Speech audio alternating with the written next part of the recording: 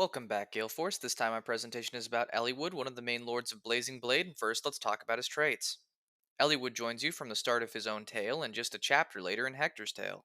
He doesn't have a particular growth in which he excels, but also doesn't really possess any he is weak in.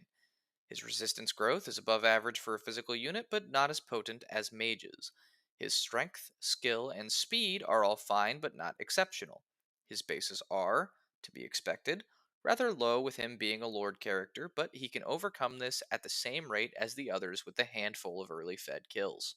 Eliwood undeniably struggles in the early game.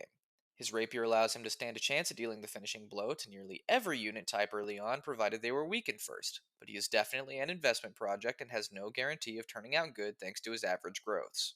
Even once he gets past this, he'll be facing weapon triangle disadvantage frequently, leading a lot of players to simply avoid trading him at all in Hector's Tale. However, I think Eliwood gets something of a bad rap, and that's due to his unusually high resistance growth.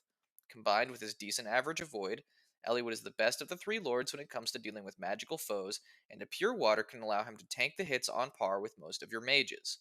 This allows him to carve a niche into his contributions to your army, and once he promotes, late though it may be, he gains access to lances and a 1 to 2 range weapon option in javelins. This effectively turns Eliwood into a late game version of Marcus, which is hardly a bad thing. That being said, Eliwood's flaws are undeniable. It is entirely up in the air in any given playthrough which stats he will end up with high points in, making him feel like something of a mixed bag. The late promotions of the Lords really hurts him as he will have far fewer periods to use his newfound power when compared to all of your Paladins, who also have access to axes. Combined with the fact that so many enemies will have weapon triangle advantage against him or can attack him at range in a way he can't counter, it's easy to see why a lot of people give Eliwood a hard time. In conclusion, Eliwood is a toss up each playthrough who can either become a highly competent killing machine who is great in the late game or utter dead weight. Thank you so much for watching. Please don't forget to like and subscribe and click the bell if you'd like to get notified when I post a new video.